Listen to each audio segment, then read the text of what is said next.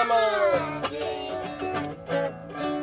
am so excited to have on the show today a friend of mine that I have not connected with in a very long time.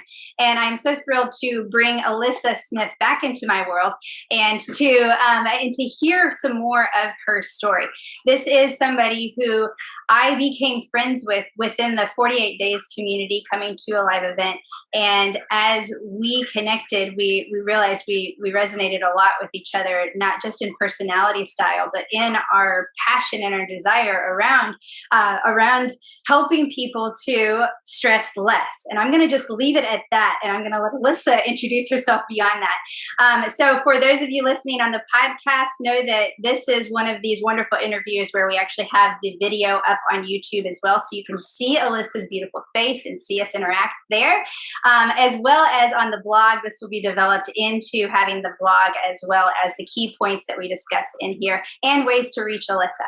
So with that, Elyssa, I want to just have you take a minute to introduce yourself to the Mama Says Not a Mama Say audience and share a little bit about your journey. What is it that you do at this point and why did you get into it?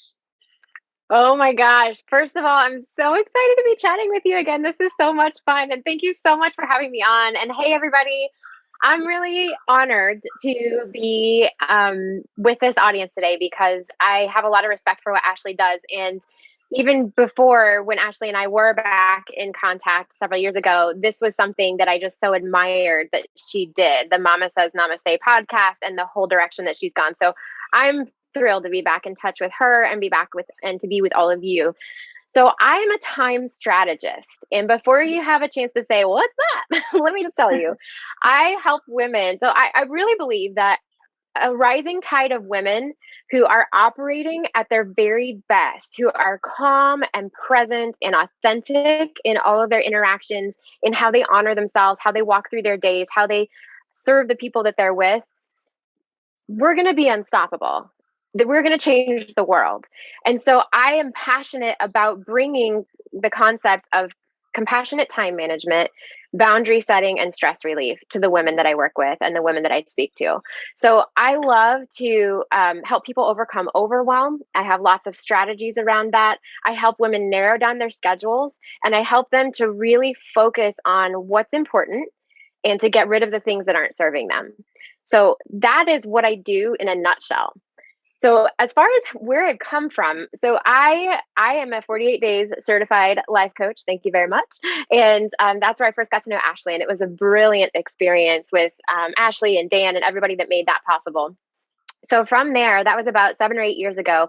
After I was through the program, my life kind of suddenly crashed and burned. And I lost a lot of the things that were important to me, including my physical health.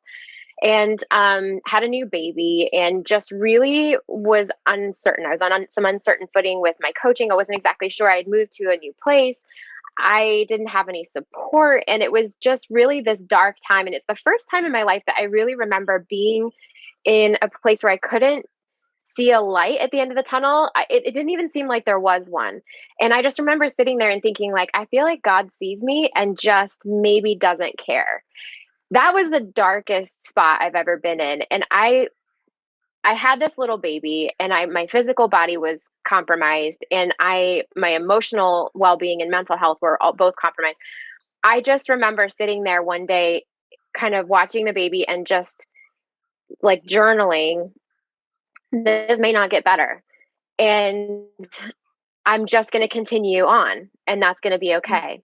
But if it ever does get better, number one, I am going to squeeze this hardship for every drop of goodness and learning that could possibly come out of it for my future blessing and for the blessing of the women that I am determined to help if I can. If I ever come out of this, and the second thing was I'm going to make a map.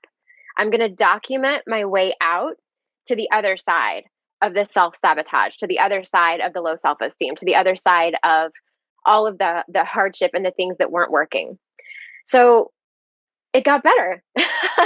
It did. I'm so glad it did. I know, right? It's like such a sad beginning, but it's really the beginning of the rest of my life because at that point, that kind of acceptance, that surrender started this journey because I was searching for help. I was going to therapy. I was getting help with the trauma. I had a coach. I was doing all these things.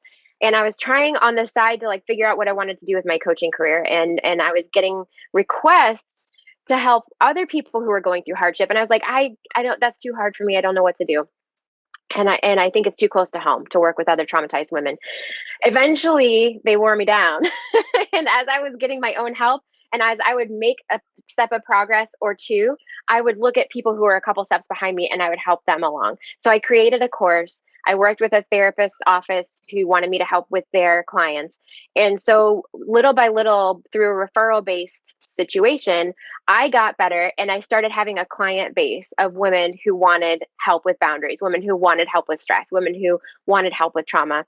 And I got all this training at that point once I realized what was going on with the trauma healing in particular between the left and the right brain. And once you know the formula of what happens when your brain senses a threat and then what happens as a result of that, you can hack the formula. So I spent the next several years honing my strategies and watching it work miracles for my clients with these shortcuts that I created and sort of like tied up little bow with a bow strategies. And so literally if you just do those things, you will make progress and you'll find the life that you've always been looking for. Now, I got published in Forbes this year. Like I've been on television, I'm going back this weekend. Like all of these things are happening in my business because I built this lifestyle that supports who I really am for the first time ever. Oh, And so wow. through all of that, my working with people, I call myself a time strategist because it's really clear that that's my niche. Anyone who has trouble with time management also has trouble with boundaries and is also pretty stressed. So I love taking all of these strategies now, making it really simple, super applicable right now, right here. You can feel better. Your time can be more manageable. You can focus on what you love. That's me in a nutshell. Oh my goodness, I absolutely love that. And I mean, how beautiful to have taken that moment of at your worst and saying, I am going to suck the marrow out of all of this and the skeleton of what I feel right now, and I'm going to suck the marrow out and bring that to create the fruit and the roadmap. Not only that, one thing that you kind of attested to and that I've talked before, when we've talked about self-love or self-sabotage and stuff, is sometimes when we're feeling at our worst, helping someone else really can do something powerful for elevating us and helping us too. I do have to ask, just in that whole story of everything you're saying, I mean, as you were going through this trauma, or as you were going through this, I mean, what you said is so beautiful because it's the essence of why I coach too. It wasn't because I had it perfect, but I recognized that I figured out the formula. I figured out the hack. I figured out those resources that helped me.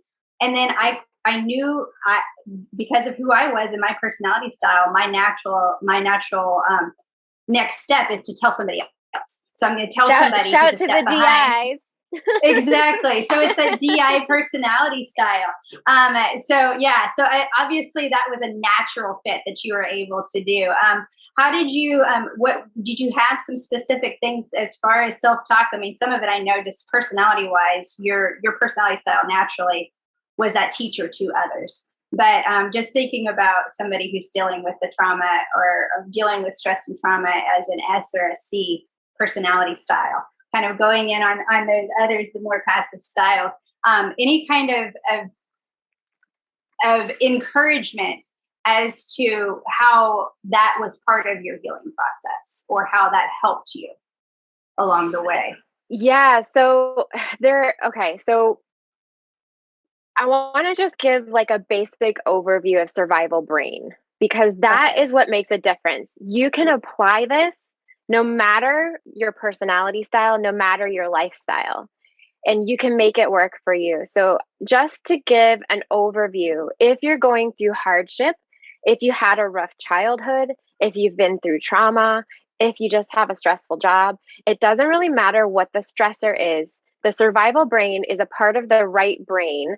The amygdala is involved. Like there's a lot of really nerdy stuff that I could get into, but I'll spare you the deep details and just give you the overview.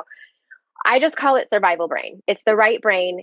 And when it senses a threat, and it could be you're running 5 minutes late for an appointment, or your kid just made a mess on the floor right before you were getting ready to walk out the door, or it could be that you're being chased by an actual wild animal, like to your death. It can't tell the difference. It cannot. So it looks at that. It just sees a threat. That's all. And so when it sees a threat, it has a system. It has like a plan and a procedure. And that right brain is very faithful. It's why we've survived this long. It's why you've made it this far in your life. And so here's what the system is. Survival brain sees the threat, says, okay, we got to escape. So we go into fight, flight, freeze. That's one thing. So we're either going to stand and fight, which is internal rage that goes 0 to 60. And if you're a mom, you know what that's like. And if you're a D, you know what that's like. If you're a D, it's how you live your life. Yes.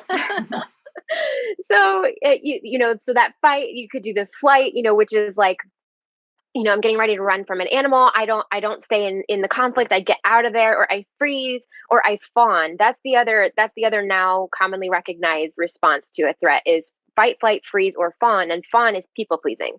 And so that's where those of us who struggle with boundaries, that's wise, because that's a survival response. Okay. So survival brain goes into high gear. Not only does it put you into fight, flight, freeze, or fawn and get you ready to get out of there to run from the wild animal, it revs up the systems that you need to do that. So it revs up the heart rate, the circulatory system. It revs up the breathing, the respiratory system. It turns off everything else you don't need.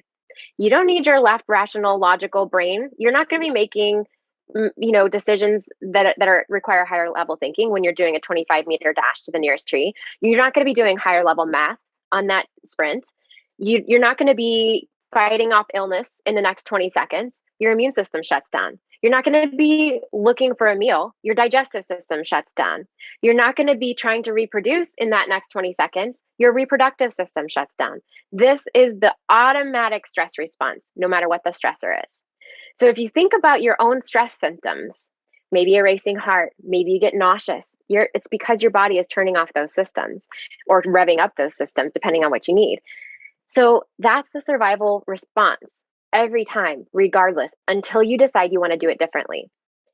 There is literally no way other than how you are that you could have turned out fully with your self-sabotage, your negative self-talk, your physical symptoms of stress. You don't have a choice about any of those. They are a direct result of your entire history. It's not your personality. It's not because you did something wrong. It's not your fault. So your procrastination, not your fault. Your overwhelm, not your fault. The way you overpack your schedule and overwork yourself, not your fault.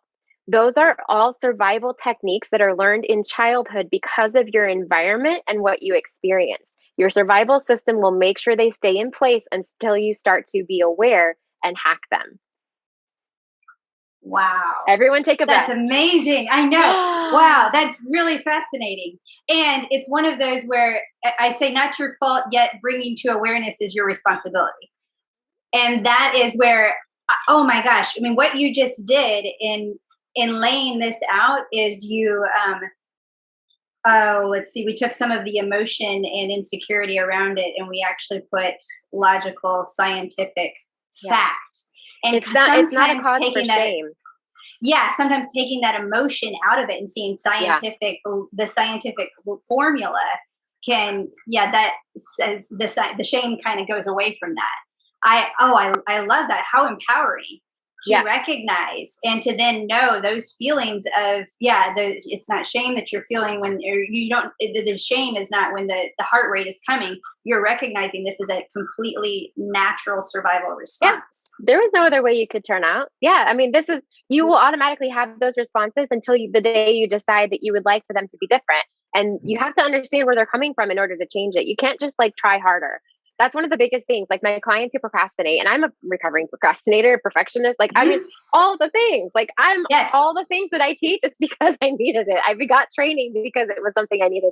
So you can't just I'm just going to try hard and just not procrastinate anymore. I'm just going to force myself to do it. If you forced yourself, and this is what the Forbes article is about, if you forced yourself to do the thing that is painful, in the moment that that you notice your self-sabotage is happening, you force yourself outside of your window of tolerance even further and put yourself further into the survival response. So then you have, let's go into it. Like, let's get down and dirty right now. Then you have Right. your shame spiral because I just can't seem to do it. Then you have an overworked message that is coming to Uh-huh. you and your inner child, or however you think of that your survival brain. So then you're pushing harder and you're going backwards, and you're pushing harder and you're going backwards. It is the number one thing you need to do in those moments is a full stop. So this is where my 3S framework comes in really handy. And you can use this no matter who you are, introvert, extrovert, ambivert, S, C, D, I, it doesn't matter what you are. You can take this and make it yours. So the S framework, the 3S framework is number one, get to safety. Take a break from whatever the stressor is. If you've got a child throwing a tantrum in that moment, take a breath, make sure they're safe, walk away for a hot minute, calm your body. Take a breath, take a walk outside, like figure out something to just get those 3 deep breaths in, and that resets the survival brain in that moment. The next thing you do is you nurture yourself. So number 2 is self-care.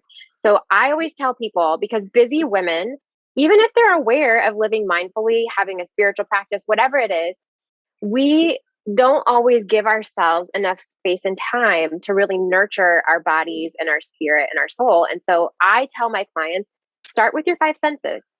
Do something like buy yourself some flowers, go look outside at nature, just smell your favorite candle, make a cup of hot tea, do something that nurtures your 5 senses.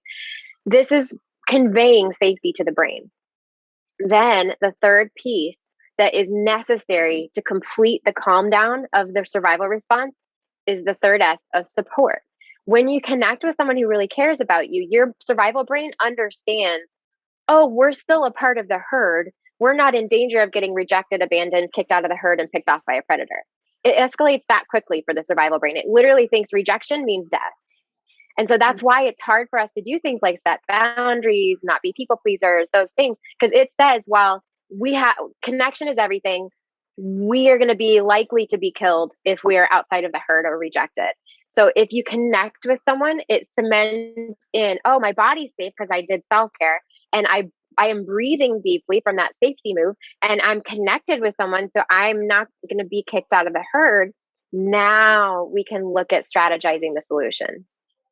Oh my goodness. Yes. I mean, that is, and I mean, what so much better for understanding, and what I guess an affirmation for humanity that, hey, it's not just that I'm feeling that, oh my gosh, I'm so dramatic, I think that if I'm rejected I'm going to die. No, this is actually a scientific survival mechanism for survival for the human race. Okay, now I can take my shame out of it, take my should out of it. Yeah, and I can learn what are my mechanisms. Yes. And oh my gosh, I say it all the time. Don't shit on yourselves. And women do it, especially mamas do it. Mamas are good at it. Yeah, mamas are great at it. And I will say SC personality styles in general, because, you know, even my husband, he can be great at shooting all over himself as well, in his desire to support and care for people and step up for them. You know, I should do this. But if we can look at it with, these little scientific, you know, let's lay it out. Here are some easy step-by-step things. So yes, so get out of survival mode. You've got your 3 S's. So finding your safety, finding your self-care, and then finding your support. That is so valuable. 5 minutes. It literally just can take you 5 minutes. And you have to do that. So while your brain is still sensing a threat, so that while you're still feeling, and I recommend to everyone, write down your stress symptoms so that you recognize when they're happening. See them coming a mile off, and you have a better chance at heading off that survival response. When you're feeling your stress symptoms, if that's still happening in your body, you do not have access to your rational, productive mind. So why spend time trying to force yourself? Like, why not take 5 strategic minutes, calm down? And I say calm down, and we automatically feel like, oh yeah, I'm too dramatic. No, it's just like, take a moment to send a calming response to all of this that's happening. It's on your side. Your survival brain is not working against you. It's just doing what it's done to get you through to where you are, dealing with your circumstances. If we didn't have it, we would get eaten by animals. Like that would have happened long ago. We would have become extinct. We need this response. It has your best interest in mind. But you can also just put your arms around yourself and say, hey, I got you. this is going to be okay. I got you. I'm here. I'm here. Drink some tea here. I mean, I think of it, I think it's a little easier as a mom to think about, okay, what would I do with my little guy? My son is 7 now. And how do I handle it when he's stressed out? Do I say, you better work harder, you better do your math? No. I sit down and I say, oh honey, why don't you come give me a hug? Let's sit for a minute. Tell me about what are you feeling? What's going on for you? Do you want some water? Would you like a snack? Let's get you a snack. How about some yogurt, whatever. So it's like you would nurture someone else through that moment. We don't learn to do that for ourselves though. There are no classes in this when we're kids. We learn everything else, and I think unschooling is the best possible way we have to teach our children these things, which is why we do our version of unschooling. But you know, most of us who grew up in organized society, like it just got left out. So we get to reparent ourselves in that space. Oh man. Yeah. And yeah, doing that and just keeping that reminder. How would you treat your child if they were coming to you at a point of true pain, true anxiety or fear? We're not making it up. We're not talking drama. We're not talking the kid who doesn't want to go to bed or anything like that. We're talking about a child that really is needing you and you as a desire. I know those of you that are listening to Mama Says Namaste podcast, the majority of you are parents or have somebody that is a relationship that you're wanting to be intentional about and foster. That's why you're listening to this and wanting to have those intentional, thriving relationships. And so looking at, what are those things that you can do to reinforce that, and how would you treat those people? If and look at how quickly that reflects to yourself, and knowing this concept of giving from a full cup. If you don't take care of yourself, nobody else has a chance, man. Yeah. if we don't make it, no one else has a shot. Right. Well, I mean, I love the idea of even, we were talking about how, Elyssa loves to geek out on all of this stuff about the survival brain. And I love it because, I geek out about personality styles, and I can go very much into understanding the behavioral dynamics. When we get into the psychology aspect and the behavioral aspect, I'm very passionate about it. But the science behind the way our brain works and all of the details that are those little things on what a survival brain is, and being able to kind of depersonalize it. A survival brain is something we all have. It's not just Ashley's fault or Alyssa's fault or anything like that. It's everybody has. Yes. That's such a beautiful way to be empowered. So if you're feeling overwhelmed with something, I mean, first step I think is so great to bring awareness to it. Get to know and learn about it, because sometimes if you're feeling the overwhelm and you start to identify and you can put some names to it, then you've got your first step in how you can actually do something about it and be proactive about it. Yes, absolutely. That self-awareness is where we have to start. And that's why I think that everyone who listens to this podcast in particular is going to be right up your alley, because it's a holistic perspective of just, hey, let's pay attention to what's happening. That's the first step in the whole thing. Mm-hmm. And I just want you to address a little bit more about that, because I know that the general overall is we can just say that we as parents, or we as moms, we as dads, we as entrepreneurs, we as all of these different titles that we want to say are overwhelmed. And you keep addressing this, okay? Overwhelm. We're breaking it down oftentimes, and I know that 100 or not 100, but so much of the time boils down to I just don't have enough time. I don't have time. And we know that that's an excuse, but I just break that down a bit with the time management. I mean, you obviously have the ability to be a life coach. Why did you choose that time management as the main aspect of it, knowing that you have all of these passions in this? Why is that so critical? It's because it's the most cut and dry part of the whole thing. And it's something that anybody can do. Anybody can take back their time. And almost before you can really get to the heart of the other things, I mean, you can have the best of intentions, like doing inner healing work, doing, setting up your life the way you want, doing your vision board, all those kinds of things. If you don't prioritize what's important to you very well, none of that happens. So to me, time management is the gateway to the life that you always want to live, or, the life that you've always dreamed of. And if you don't manage your time, and it's something that we don't do. I mean, I don't think I have any of my clients who came to me and were like, I got my time management, you know, all Right. set. It's all wrapped up with a bow. We're just fine here. My I mean, time all of management us works are like, beautifully as long as nobody else ever interacts with me. Then I'm good. me too. Right. If you just leave me alone, I'm great.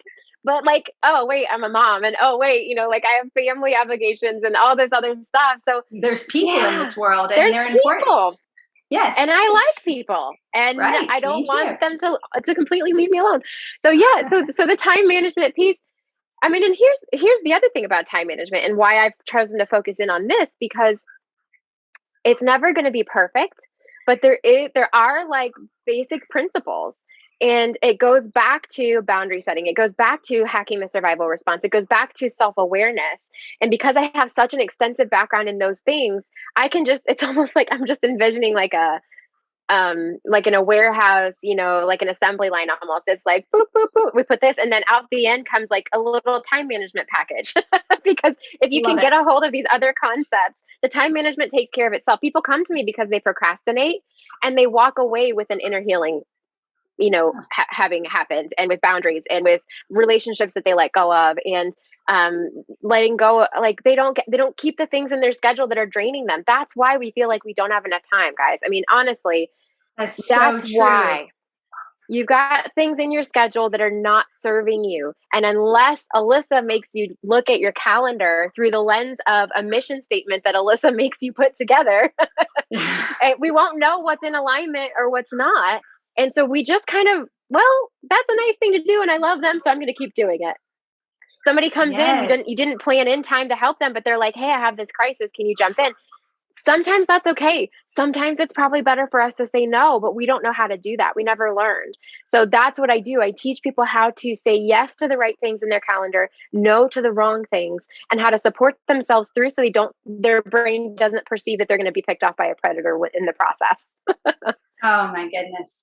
I absolutely love that. And I'm thrilled that it makes so much sense because it is so true. And I think about that, how many people have come to me and time management is the big issue. And as I'm coaching them, that's what we're doing is we're reprioritizing. I mean, Yes, that's what time that's it. management is. It's what you do as a coach reprioritizing. anyway, right? Yeah. Right. Right. Helping them to get to that.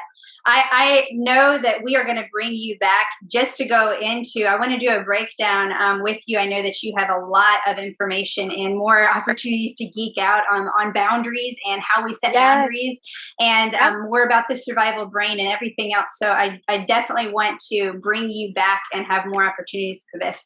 Thank you so much for doing this. And I want to have two last things from you. Just any last words that you have for the Mama Says Namaste audience on if they are getting started, maybe their one step. And again, that reminder of their 3 S's, of course, is beautiful. And then also how they can best find you and get connected to you.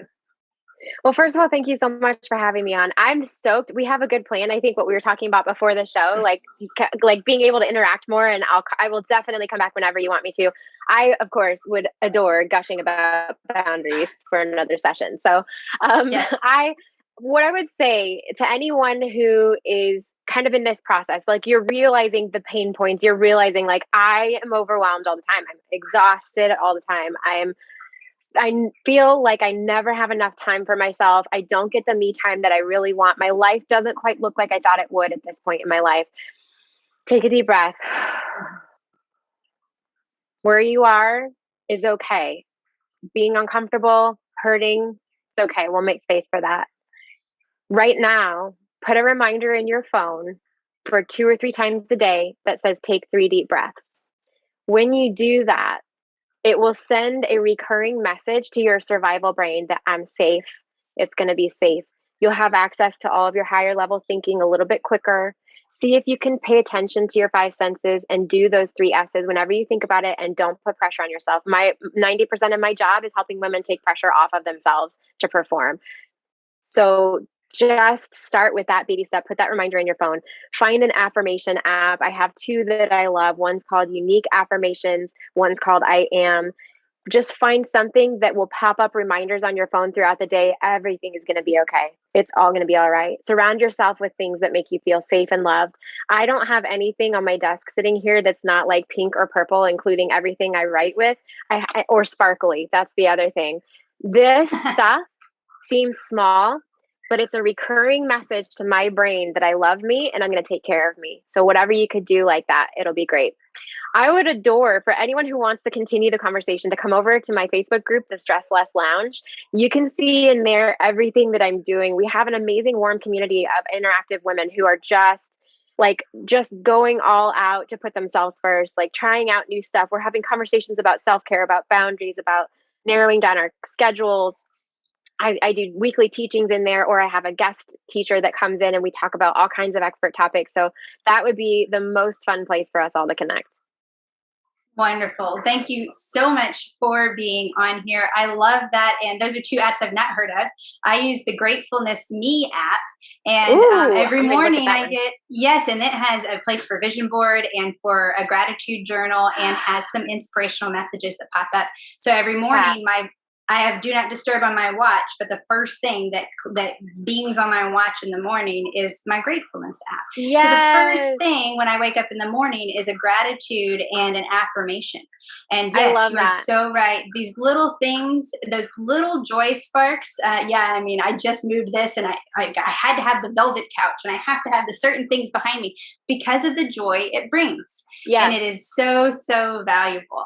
So thank you so much for being on. We will continue the conversation next time. And this is such a reminder for everyone. Have grace for yourselves. We are all humans together. And it is okay to not be perfect. None of us are. So have grace in this journey and remember those deep breaths just to make sure that you are able to function at your full self and not just in that survival mode. And remember how the uniqueness in each of us strengthens all of us. Namaste. 1, 2, 3. Up with the rising sun, already on the run. Mama says namaste. Life is a tangled mess, and you don't have to stress.